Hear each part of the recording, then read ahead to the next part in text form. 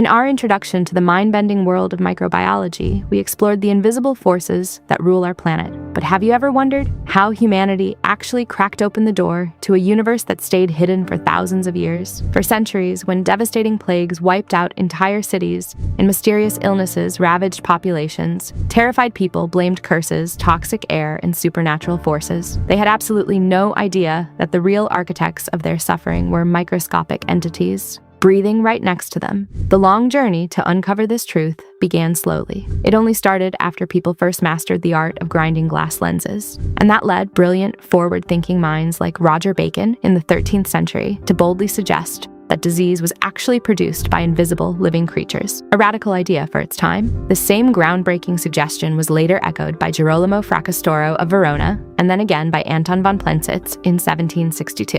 But tragically, all of them lacked the hard physical proof needed to change the minds of a superstitious world. Then, the evidence started to mount. As early as 1658, a monk named Athanasius Kircher famously described finding invisible worms swarming in decaying bodies, spoiled meat, milk, and diarrheal secretions. His descriptions weren't perfectly accurate by today's standards, but Kircher became the very first person to truly recognize the significance of bacteria and other microbes in disease. Shortly after, in 1665, Robert Hooke established that complex life is composed of repeating elementary parts. He did this by observing the rigid structure of cork under a lens. A biological reality, by the way, that the ancient philosopher Aristotle had remarkably hinted at way back in the 4th century BC. But the true earth-shattering breakthrough, the moment humanity finally opened its eyes to the microcosmos, that came from one man, Antonie van Leeuwenhoek, a Dutch lens grinding master who lived in Delft, Holland from 1632 to 1723. Leeuwenhoek didn't just casually look through glass.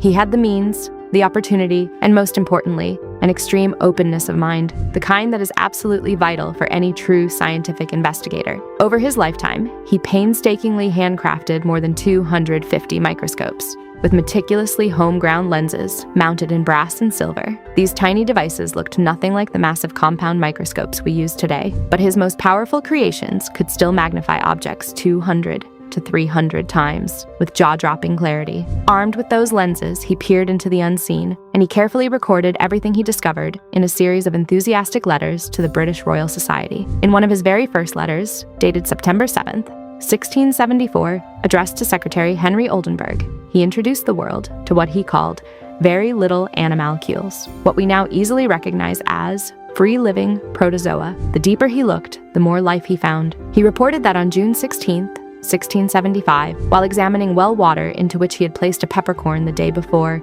he discovered incredibly diverse animalcules of various sorts and sizes, creatures that moved with bendings, swimming backward and forward just like tiny, slow-moving eels. By October 9th, 1676, he documented even more life, thriving in stagnant rainwater that had sat for just a few days in a new, blue-glazed earthen pot. He marveled at creatures appearing to him 10,000 times smaller than anything the naked eye could ever perceive. With staggering detail, he mapped out bacteria, fungi, and protozoa, leaving absolutely zero doubt about what he was seeing. Yet while his letters were read with great interest by British scientists, the monumental importance of his discoveries went largely unappreciated. Society simply wasn't ready to accept an invisible world. True genius of this remarkable man can really only be fully appreciated today. Reading Dobell's legendary biography of Leeuwenhoek highlights how one man's hobby shattered ancient myths and forever changed the trajectory of human survival. We're ready to leave the illusions of the macro world behind, see the undeniable truth of our existence, and keep zooming in on the incredible biological secrets of our reality? Hit that subscribe button and join us here at Microbio, telling us which microscopic mystery or invisible disease we should decode next.